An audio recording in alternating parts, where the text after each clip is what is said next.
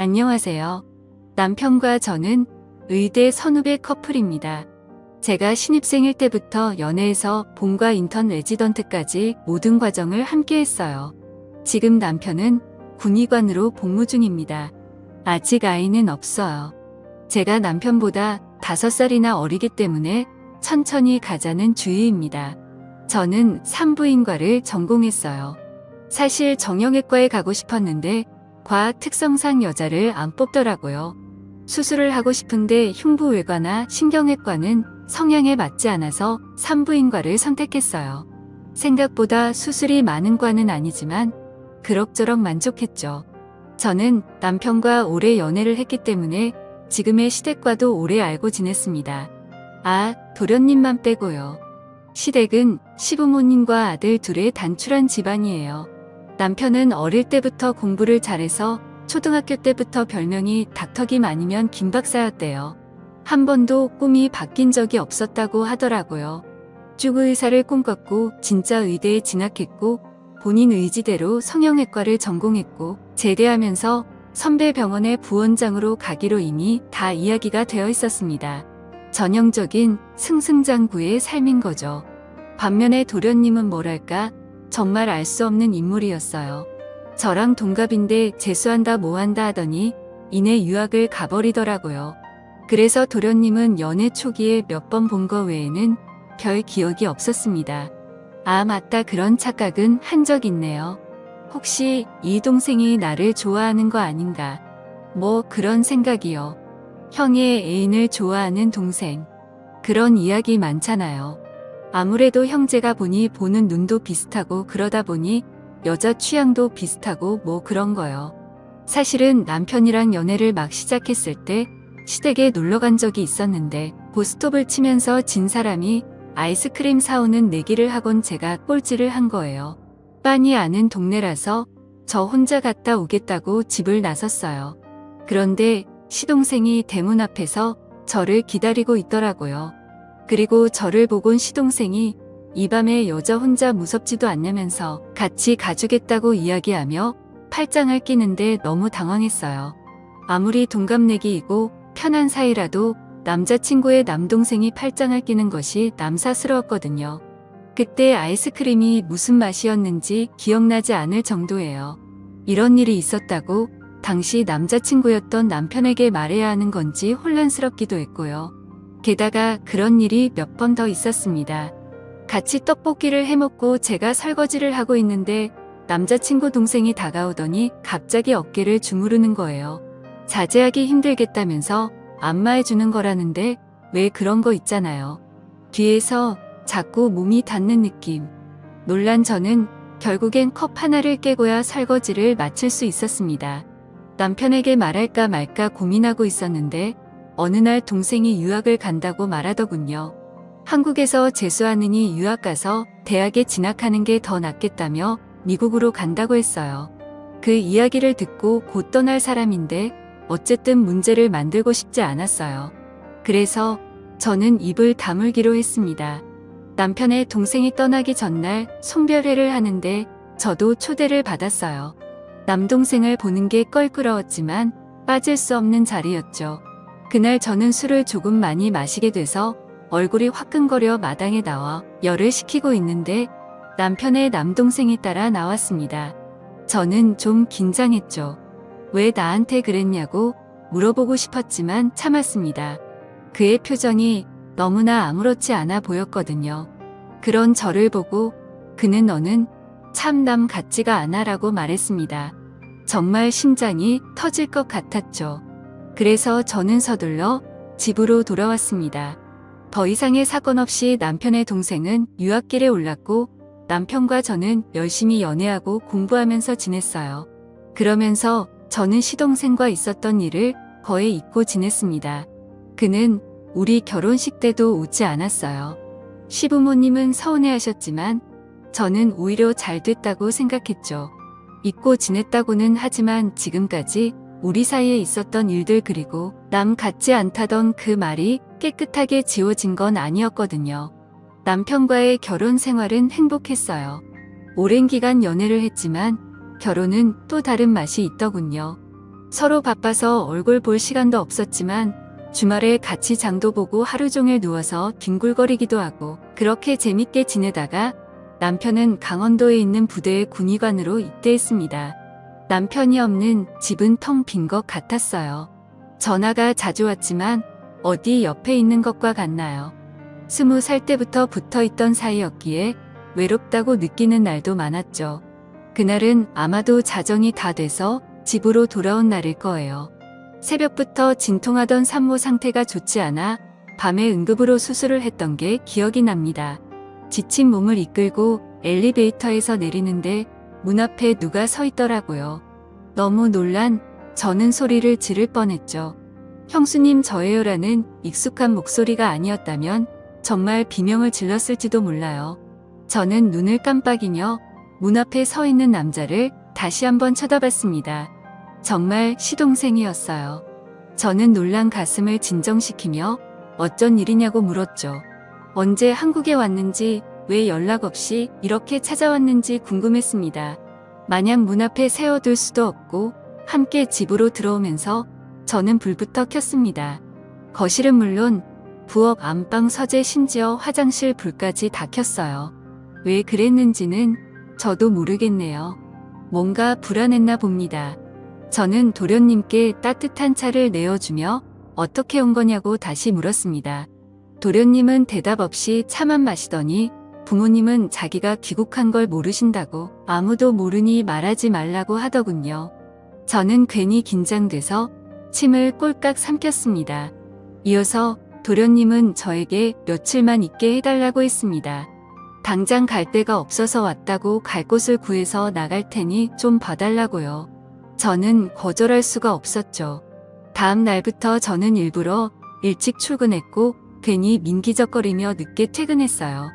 남편도 없는 집에서 시동생과 단둘이 있는 게 좀 불안했거든요. 예전 기억도 있고 뭔가 떨어져 있어야 한다는 본능이었다거나 할까요? 아마 도련님도 느끼고 있었을 거예요. 제가 도련님을 많이 불편해한다는 걸. 그렇게 며칠이 지난 어느 날이었습니다. 중요한 자료가 들어있는 USB를 놓고 와서 점심시간을 이용해서 집에 들른 날이었어요. 그런데 문을 열고 들어간 저는 차마 입에 올리지 못할 일을 겪었습니다. 현관문을 열고 거실을 지나 안방 쪽으로 가니 방문이 열려 있었어요. 뭐지 싶어서 살금살금 다가서려는 찰나 누군가 나의 손을 거칠게 낚아채더라고요. 그건 바로 도련님이었어요. 저는 지금 뭐 하는 거냐고 왜 이러냐고 소리치자 도련님이 저를 데리고 급히 안방으로 들어갔습니다. 그리고는 다급하게 말했어요. 이젠 더 이상 못 참겠어요. 오늘 일은 전부 잊어달라면서요. 도련님은 샤워가운을 입고 있었는데 저는 도련님의 허리에 두른 끈이 풀어지는 걸 보며 동시에 눈을 감아버렸죠. 그런데 그 뒤로 시간이 꽤 흘렀는데 아무 일도 일어나지 않는 거예요. 그래서 저는 조용히 눈을 떴습니다. 그리고 엄청난 광경을 보게 되었습니다. 도련님이 여성용 슬립을 입고 있는 겁니다. 도련님은 저에게 이런 모습 보여서 미안하다면서 방금 형수님이 살금살금 집안을 살피는 것도 그렇고 어느 순간부터 형수님이 자신을 너무 적대시하고 경계하는 것 같아서 이렇게 고백을 하게 되었다며 사실 자신은 어렸을 때부터 여자가 되고 싶었다고 모든 것을 털어놨습니다. 공부를 잘하고 남자다웠던 형과는 달리 자신은 소극적이고 얌전한 성격이어서 남중남고를 다니며 나는 내 자신이 남자인 것을 받아들일 수가 없다. 여자가 되고 싶다는 생각을 막연하게 했고 그 마음을 형에게 털어놓은 순간 정신 나간 놈 취급을 당했다고 했죠. 그리고 제 남편이 부모님께 말하면 죽여버리겠다고 했대요. 너 같은 거 남았다고 생각하시면 고통스러우실 거다. 여기 있지 말고 외국으로 나가서 더 하고 싶은 대로 하고 살라고 했다고 하더군요. 그제야 모든 게 이해가 됐습니다. 자신이 여자라고 생각하니까 제 팔짱을 낀 것이 어색하지 않았을 테고 중간중간 스킨십이 있었어도 이상하지 않았을 겁니다. 설거지할 때 안마를 해준 것도 여자친구들끼리의 자연스러운 스킨십 같은 것이었고 남 같지 않다는 말은 같은 여자 그러니까 제가 형수가 아니라 세원이 같다는 말이었겠죠. 저는 다리에 힘이 풀려 침대에 주저앉고 말았습니다. 그래서 정말 한 번도 여자한테 끌려본 적이 없냐고 물었습니다. 정신과 전문의는 아니지만 실습을 나간 적이 있는 터라 저는 의사로서 물었습니다. 도련님은 단 한 번도 여자에게 매력을 느낀 적이 없다고 했어요. 연애를 한 적도 당연히 여자랑 사랑을 해본 적도 없다고요. 이렇게 건장한 청년이 저는 시동생의 몸을 보며 어쩌면 아깝다는 생각이 들었던 것 같습니다. 형을 닮아 남성적이고 탄탄한 몸이었어요. 아니 말라서 그렇지 형보다 더 키가 크고 골격도 컸습니다. 저는 괜히 침을 꼴깍 삼켰어요. 앞으로 어떻게 할 거냐고 물었더니 여자로 살 계획을 차근차근 말해주더군요. 혼자 잘 헤쳐나갈 테니 비밀로 해달라고 나중에 밝혀져도 형수는 모르는 척하면 된다고 했습니다. 시동생의 비밀을 알게 된 저는 당분간 집에 있는 것을 허락했어요. 도련님이 아니고 아가씨라고 생각하기로 했고 그럼 불편할 것도 거리낄 것도 없었으니까요. 그렇게 비밀스러운 동거는 시작되었습니다. 도련님은 제 옷을 입어보기도 했고 제 화장품과 고데기를 써보기도 했어요.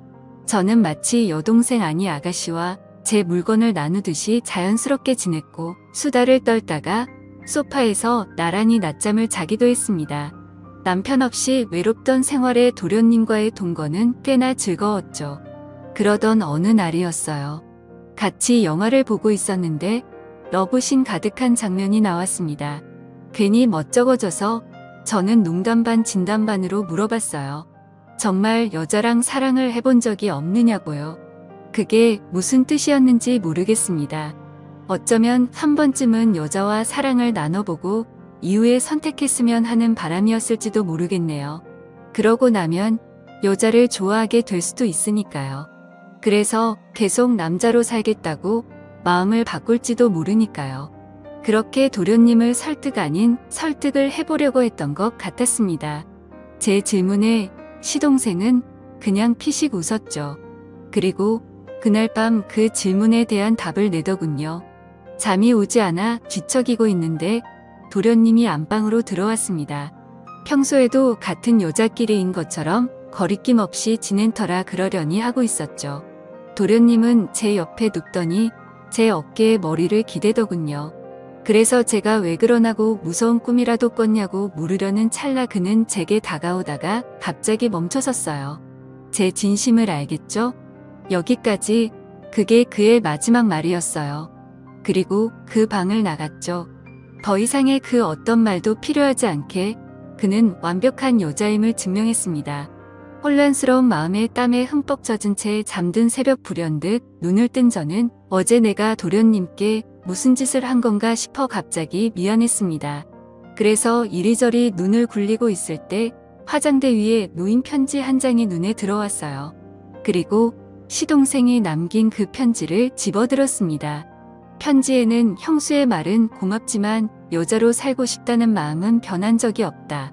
그리고 이제 지낼 곳을 찾았으니 그곳에서 지내겠다. 그동안 많이 고맙고 잊지 못할 것 같다는 작별의 인사가 쓰여 있었습니다. 그러자 더 이상 죄책감이 들지 않았어요. 시동생이 가는 길에 확신을 주는 말이었다. 그렇게 생각하니 정말 아무렇지도 않았어요. 해가 뜨지 않은 새벽에 떠나버린 시동생을 떠올리며 저는 조금 슬프던 것도 같습니다. 얼마나 힘든 삶을 살게 될까 생각하니 안쓰럽고 가여웠죠. 그렇게 아무 일 없었다는 듯이 시간은 마냥 흘러갔습니다.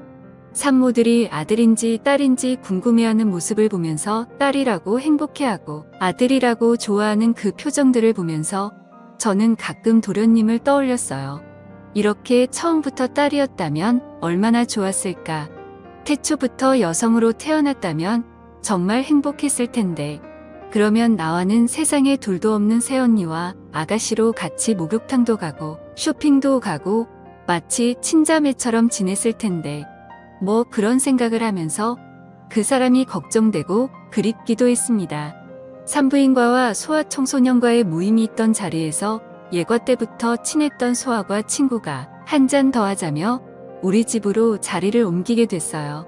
이미 두 아이의 엄마인 그 친구는 소아청소년과 의사답게 꽤나 좋은 엄마인 듯 보였습니다.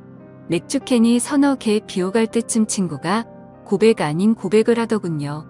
요즘 남편이랑 좀 시들하다고 그래서 애인도 만들고 싶고 그러는 것 같다고 하며 털어놓다가 저에게 물었습니다. 남편 없이 외롭지 않냐고, 외로워서 바람 같은 거 피고 싶지 않냐고요. 그 미모에 의사에게 애인 만드는 거 너무 쉽지 않냐면서 대학 시절 절 쫓아다니던 치대 동기 이야기까지 꺼내더군요.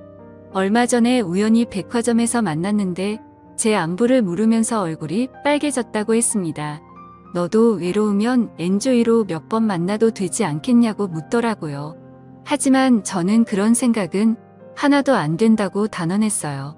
나중에 더 나이 들어 권태기 같은 게 찾아온다면 모를까. 아직도 나에게는 남편밖에 없다고요. 그래서 나는 바람핀 적도 없고 바람필 생각도 없고 난 그냥 신랑뿐이라고. 친구는 혀를 차며 이 순진한 양반 그러면서 놀렸지만 저는 정말 진심이었습니다.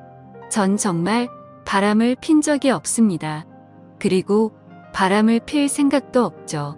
남편은 저에게 나름대로 완벽해요. 우리는 앞으로도 좋은 부부로 또 좋은 부모로 끝까지 행복할 것임을 합니다. 도련님이 앞으로 어떤 삶을 살게 될지 저는 모르겠어요. 한국에서 살지 아니면 미국으로 돌아가게 될지요. 어디까지 여자가 될지 아니면 마음만 여자로 살게 될지 하지만 이거 하나만은 분명합니다. 제 인생에서 이제 도련님이란 없어요. 오직 동갑내기 아가씨만 존재할 뿐이죠. 태어났지만 알콩달콩 즐거웠던 한 달간의 돔과 함께 낄낄거리며 봤던 영화들 서로 바꿔가며 보던 잡지들 같이 잡아주며 했던 스트레칭, 과요가 그리고 그날 그 밤의 그 시간들 그 모든 걸 저는 아주 순수하게 기억할 겁니다. 지금까지 제 사연을 들어주셔서 감사드립니다.